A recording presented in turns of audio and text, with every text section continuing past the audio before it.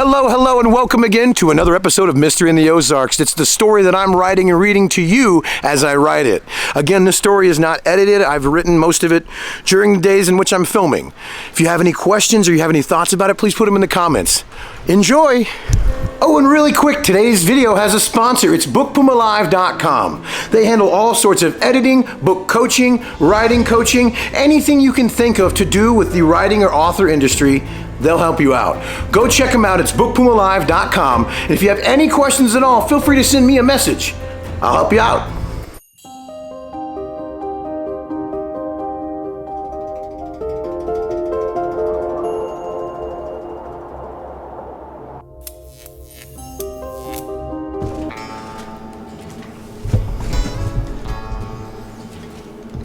Chapter 14, Sunday morning. "Hey Jake, time to get up," Angie's voice rang through his head as he opened his eyes. He looked at his watch. 7:30 a.m., it said. Its face read. I must have fallen asleep while I was reading, he thought to himself. He was face down in his grandpa's journal. He shook his head a little to get the sleep out, and then remembered what he had found last night. Constitution! His thoughts raced as he grabbed the journal and readjusted his eyes to see the page it was open to. It was an old handwritten map of the Ozark area, and right in the middle of the map, just slightly north of the city of Ozark, was the word Constitution, written in bold letters. His thoughts raced as he remembered finding this just as he fell asleep. They had gotten to the cabin just in time for dinner the previous night. Then after dinner, their parents wanted to do family game night, so they had had no time to research this together. Carol and Will's families had gone home around 10 p.m. last night, and that was the time Jake was able to begin researching in the journal. He had just found the old map in what looked to be a town that was named Constitution a long time ago, when he fell asleep. "Yeah, Mom, I'm up," he called back out to her. "Okay, good. Your dad and I are headed over to Peg's cabin before we begin packing up and heading home. She has some breakfast cooked up for us. Carol and Will are both here on the porch. They said y'all have something you're working on and wanted to chat with you," Angie replied. Jake popped out of his bed at this news and quickly changed out of his old t-shirt and shorts for some fresh ones, then made his way out to the cabin, or to the porch of the cabin. "Hey y'all," he said as he greeted his cousins. "Y'all want to come in and we can get to work?" he added with a wink. They both smiled and agreed, and Angie and Mike were making their way out of the cabin. Angie said, "Y'all be good, and if you want some food, you better get over to Peg's before we eat it all. But make sure you are ready to go at 9 a.m. We're checking out then." The three nodded in understanding and headed into the cabin. Jake and Will took the couch and the coffee table in the middle of the cabin, and Carol sat in a chair at the small card table off to the left so she could plug in her laptop. She set it on the table and began opening it up. So I brought this because I figured we could use it to cross-reference things on Google. I was up pretty late searching for any sign of Constitution caves, but had no real luck. I was hoping one of you found something, she said as she continued getting the laptop loaded up.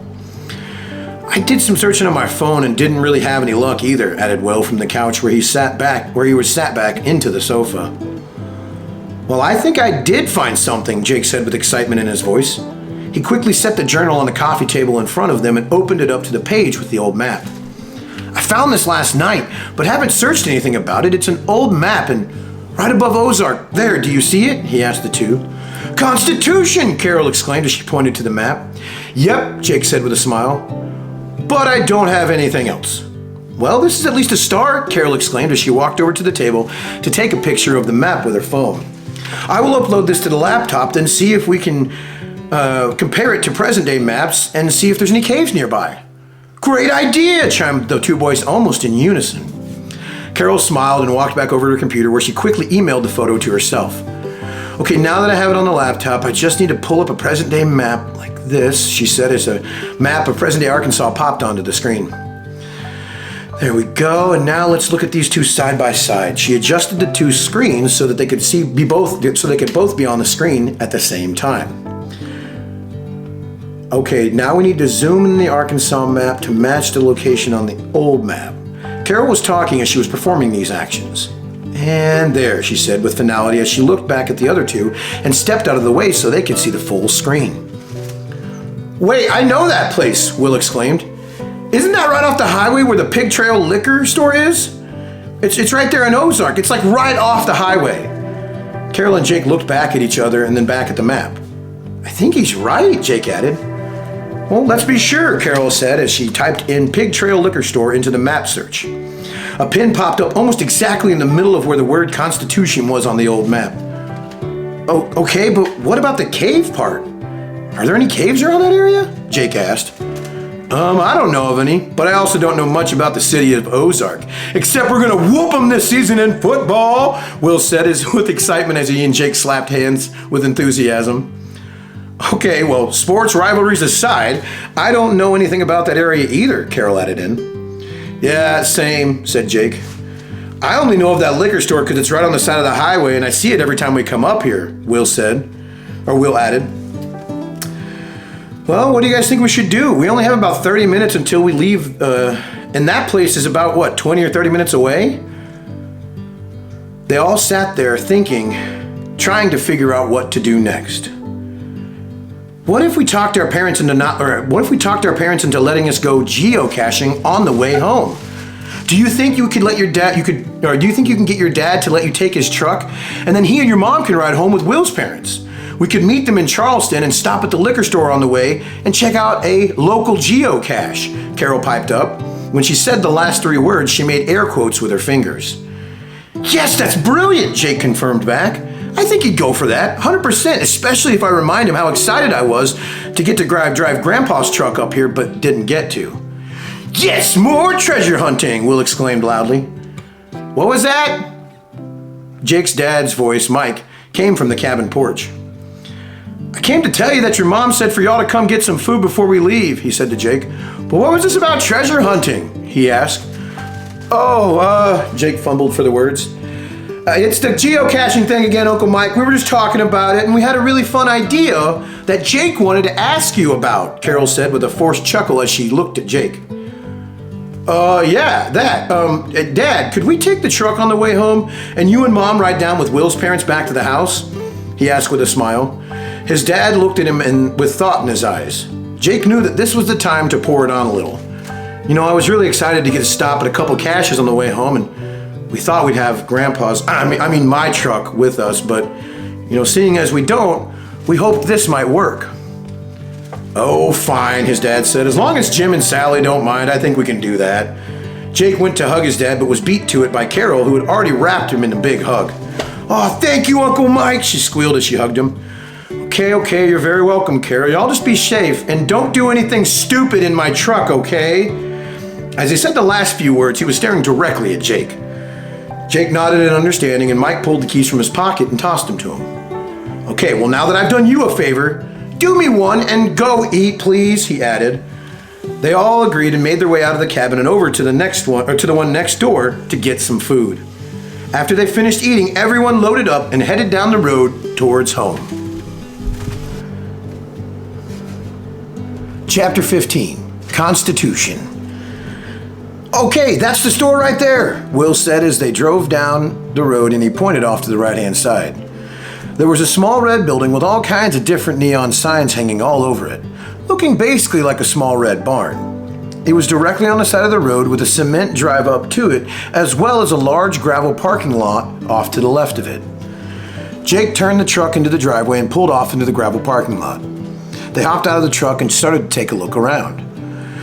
Should we ask people in the store if there are any caves they know of nearby? Carol's voice broke the silent scanning they all were doing. Yeah, I guess so, replied Jake, who began to make his way inside the building. He opened the glass door that chimed, and as he did, someone was exiting the building. A large burly man with a big bushy white beard came barreling out the door, almost knocking Jake over. Nope, you're too young to be in here. Don't even try your crappy fake IDs. It won't work here, his gruff voice said with force but not anger. Sir, I'm sorry, we're not here for that. We just had some questions on a research project we're working on, Carol blurted out. Okay, sure, he replied sarcastically. But then he saw the serious look in Carol's eye and said, okay, I'm the owner of the store here. What are your questions? Was still with some sarcasm in his voice. Carol again quickly replied, yes, we're looking for a geocache nearby, and it said something about a cave around here or somewhere. Is there one that you know of?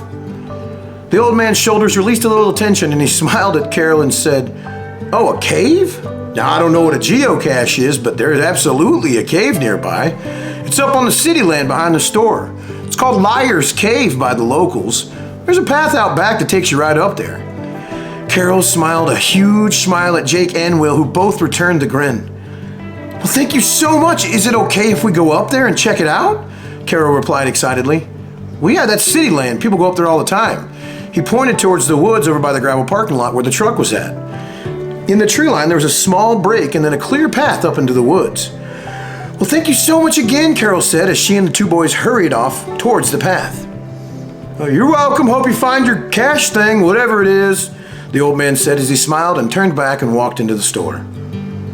I wonder what is up there, Will exclaimed excitedly as they got to the start of the path in the woods. Yep, who knows? This whole thing is crazy, added Jake. I agree, said Carol, excited as well. The answers await us up the path, she said as she made her way into the woods on the dirt path. The tree line was filled with massive, tall, thin pines as well as several oak trees that littered in between them. The trees created sort of walls around the path that were covered by a massive canopy of leaves and limbs. It was like a small tunnel had been dug out of the nature. The path wound up the mountain and was never really too steep. It was a well-worn path that seemed to have been well-maintained. They walked for about 4 or 5 minutes, talking nervously about what they might find at the end of the path. As they came around the corner, the path opened up to the mouth of a small cave. It was a limestone cave, but was covered in graffiti and all kinds of spray paint. Looks like that might be the cave, Will said a bit sarcastically. Yeah, looks like maybe people have been here, Jake added, a little sarcastic as well. Carol rolled her eyes and headed directly into the cave. The entrance of the cave was much smaller than the inside, and it opened up massively once you entered the mouth. The three of them scrambled inside and began to inspect every inch of it. The cave itself was about the size of a basketball gym on the inside. The walls sprawled up from the dirt floor and the dirt and gravel floor up to the stone ceiling that was covered in stalactites. The three scanned a room with a small amount of light that came from the entrance. Carol pulled out her phone and turned on her flashlight, so the two boys followed suit. Soon the cave was well lit with the glow of smartphones. They could see the graffiti and names written all over the walls. So what are we looking for? Asked Will, a bit confused after a few minutes of silent searching. I guess anything out of the ordinary? Jake replied. Yeah, I'm not sure, Carol confirmed as well. Well, last time we couldn't find anything, we used the compass. What if... Will said as he pulled the compass out of his pocket and placed the light of his camera phone in the lens and began shining it at the wall. He quickly scanned the beam up and down the walls of the cave until Jake blurted out, "Wait! Go back to that corner!" And he pointed to a corner of the cave that Will had just scanned past. Okay, where? Will asked. Right there, Jake said as he pointed back to the spot. I think I saw something on the wall. Will pointed the compass light at the spot and a black arrow appeared pointing directly down. There's an arrow! He exclaimed with extreme excitement. The other two had seen it as well, and they all made their way quickly to that corner. As they got closer, the light from the compass illuminated more of the bottom of the wall, and the word dig became very clear below the arrow. I think we need to dig now! Will blurted out, overwhelmed with excitement. Both Jake and Carol agreed with him excitedly, then Carol's face changed to concern. But how are we going to dig? We don't have anything to dig with. They all paused for a second and thought.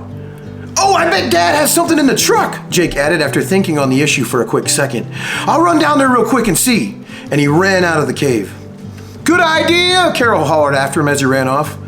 This is awesome. There might be buried treasure right there, Will blurted out, pointing to the spot where the wall said to dig. I didn't even think about that, Carol added in reply.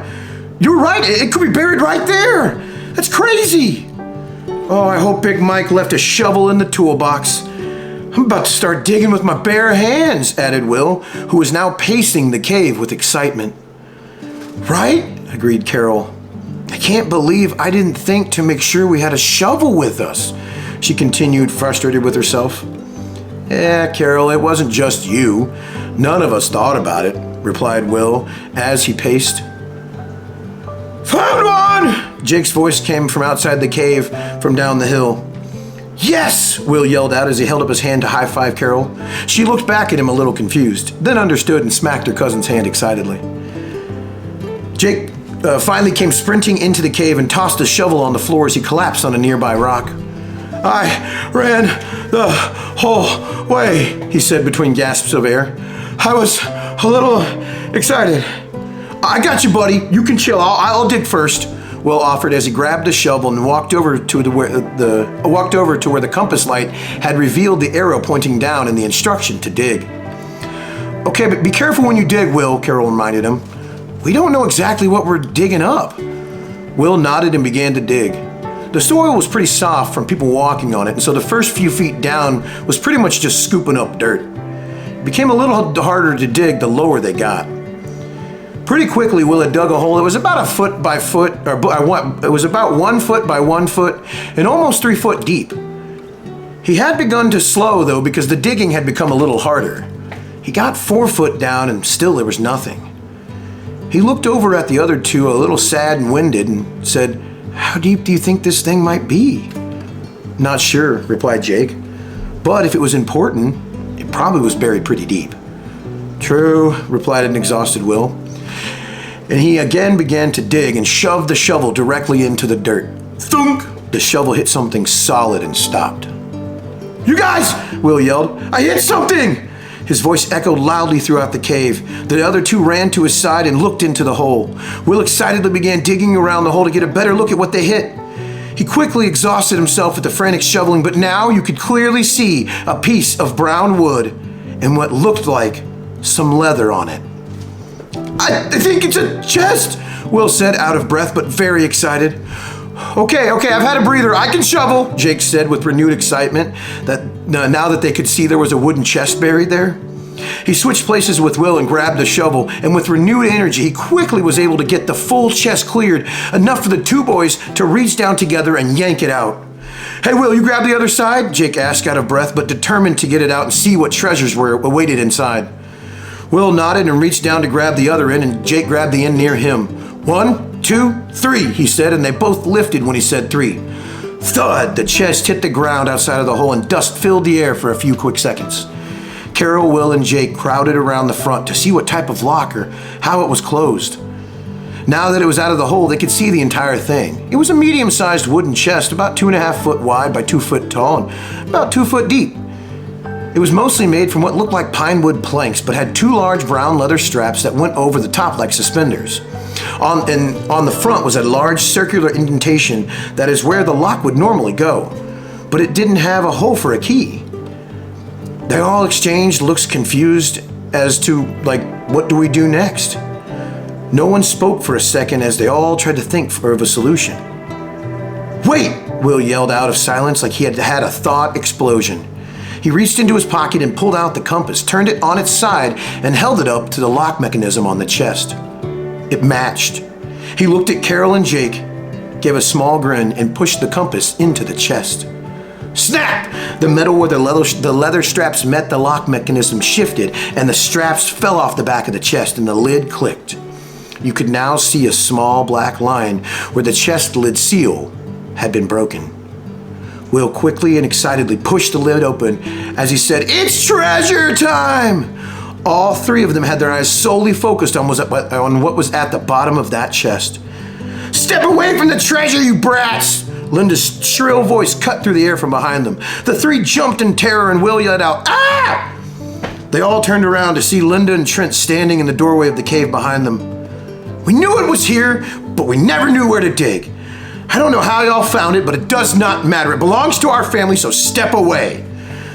The 3 didn't move from the front of the chest, so she continued. "Listen, I don't have time for this. Do you want me to call your parents and tell them that we found you out here painting graffiti? Or maybe that you were trying to buy alcohol from the store right there? How are you going to explain all that?" The 3 exchanged glances as to say, "We don't have a choice." And they quietly stepped away from the front of the chest and off to one side. "It's what I thought," Linda said as she quickly made her way over to the chest so she could see the treasure for the first time. As her greedy eyes made their way over the edge of the chest, they quickly changed from filled with greed and excitement to rage. "What is this?" she screamed as she reached into the bottom of the chest and pulled out what looked like a glass bottle with some leather rolled up in it and a wax seal on top. "Where is the treasure?" she hollered as she scraped her hands along the bottom of the chest. "This is the only thing that's here!" We'll see you next time.